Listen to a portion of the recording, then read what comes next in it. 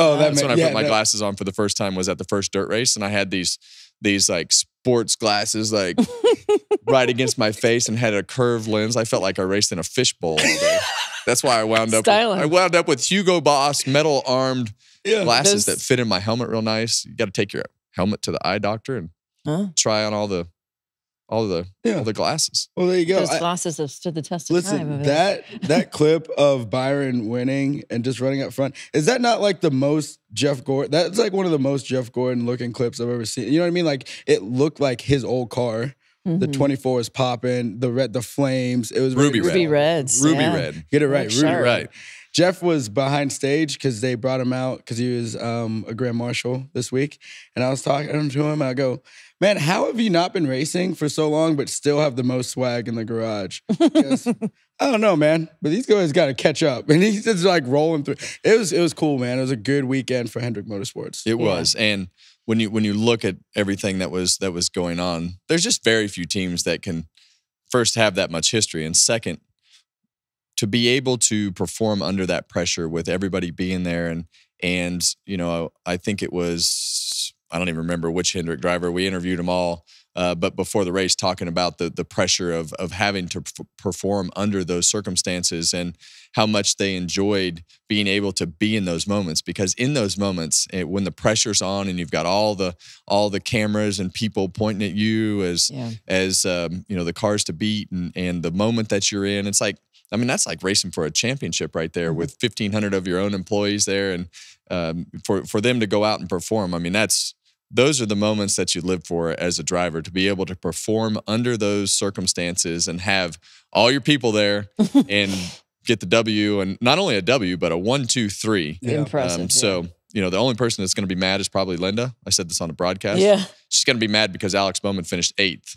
Yeah. Yeah, she's going to be like, well, why didn't we have 1, 2, 3, 4? Yeah, why didn't we have 1, 2, 3, 4? And that's my favorite thing about the Netflix show. That's one of my favorite lines with when Linda said that. Yeah. Well, I expect to have all 4 in the I remember playoffs. that, yes. In the championship In the championship Right. 4. Yeah. We should have all 4 in the championship 4. Hey, But those are the critic, expectations that they quietly have. They aren't going to come out. Rick's never going to come out and say, hey, you know, we expect to have all 4 cars in the championship 4. But that's, like, I don't think she's really joking. No, I don't either. Because the expectation from Hendrick Motorsports or Hendrick Automotive Group is to be the best. And when you get in those private meetings with Rick, he's going to have, that's what he talks about. He talks about, what do we need to do to win?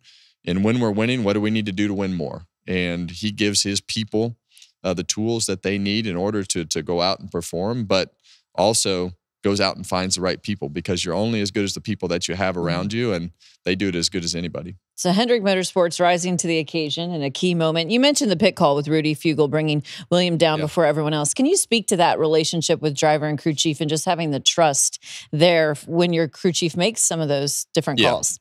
Well, I've been categorizing as the rich get richer, right? Because they've won a couple races. They were in a position to gamble, to say, okay, we're going to pit right now because somebody has to start the trend of getting onto pit road and starting that pit cycle. But you know, at Martinsville, if the caution comes out, that it's over. Yep. Like your day is over. So he was 2.5 seconds behind when they pitted, came out of the pits, and by the time it all cycled through, he was racing for the lead with the 9 car and was able to put him in a position to have the lead and win the race. But having won a couple races, you could take that chance and put yourself in a position to make that call and be aggressive. And the aggressive call won. And they had a great car. They had driven from 18th all the way forward. And you heard a lot of guys talk about, you know, that it was hard to pass, but he didn't have any problem passing. Yes, and neither did your pick, by the way. Ryan Blaney, he battled through some attrition. Champ. What some adversity. They were in form. Listen, we've been talking about it all year, because the Fords have been on this up and hill battle, but the 12 has been consistently running really well. He's been running well consistently. He's always in the top 10. He's always in the top 10. He's not like running top 5 consistently, but he's always had a couple bad weeks in a row. Couple bad weeks, but he's always probably the head of the Ford camp. Yeah. And the more that they have that little bit of struggle and the more they fight through it, the harder it's going to be to beat them in the championship, because they're going to have all this confidence. Like, okay, we're not that great when we unload, but we're going to figure it out. Yeah. And they keep doing that. And the other guy that has kind of figured it out starting at Richmond was Logano. Yeah. We've been worried about Logano for several weeks, and they went through some struggles. He talked about going to North Wilkesboro and learning something at that test.